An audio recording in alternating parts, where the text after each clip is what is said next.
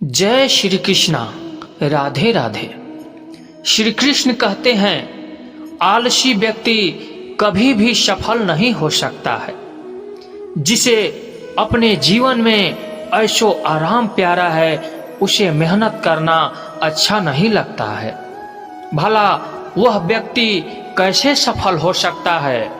इसीलिए आप अगर कोई काम करना चाहते हैं तो अभी से आलस्य त्याग दीजिए।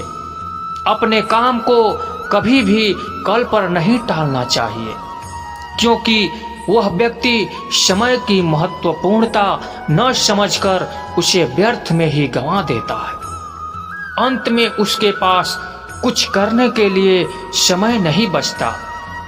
किसी भी व्यक्ति के अपने जीवन में सफल न होने के सबसे मुख्य कारण होते हैं खुद पर भरोसा न होना।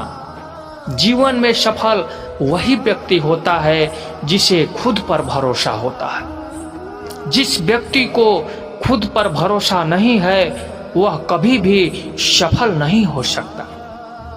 एक बार दानवीर कर्ण ने भगवान श्री कृष्ण से अपनी व्यथा सुनाई और कहा कि हे प्रभु, जब मैं पैदा हुआ तब मेरी माँ ने मुझे त्याग दिया। इसमें मेरा क्या अपराध था। द्रोणाचार्य ने मुझे शिक्षा देने से मना कर दिया, क्योंकि वह मुझे क्षत्रिय नहीं मानते थे। इसमें भी मेरी क्या अपराध थी। और द्रौपदी के स्वयंवर में मुझे अपमानित किया गया, क्योंकि महाराज परिवार का हिस्सा नहीं हूं।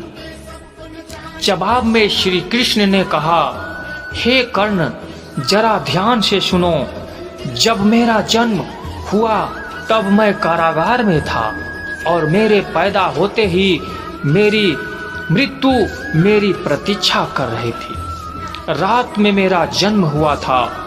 उस रात मेरे माँ बाप से अलग होना पड़ा, जहाँ पहुंचकर मुझे हर वह एक काम करना पड़ा जो एक गरीब परिवार में करना पड़ता है, गायों का गोबर हाथ से उठाना।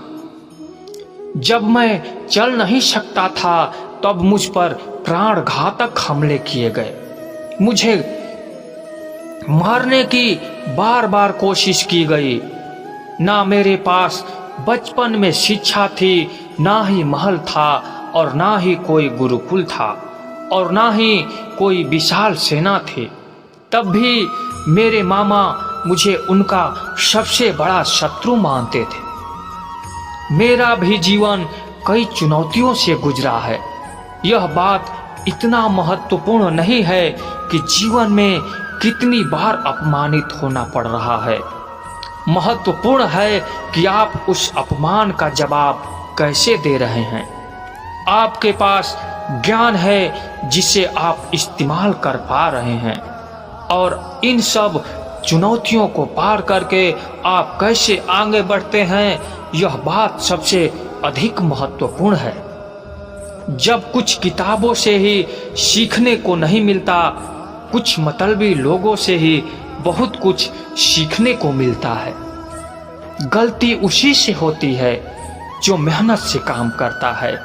निकम्मों की जिंदगी तो दूसरों की बुराई खोजने में ही खत्म हो जाती है।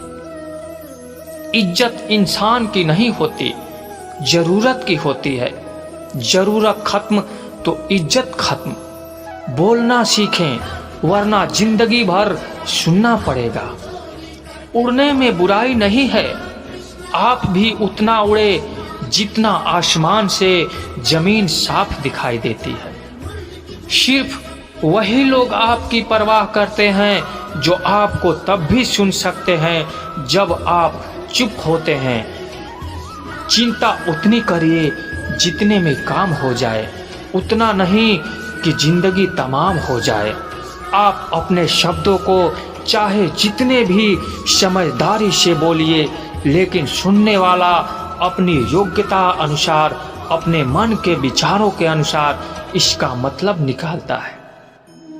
यकीन करो, जो तुम्हें भूल चुका है वह भी याद करेगा।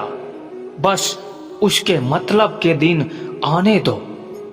कहानी जिंदगी की यही है कि इसमें मनचाहा किरदार नहीं मिलता।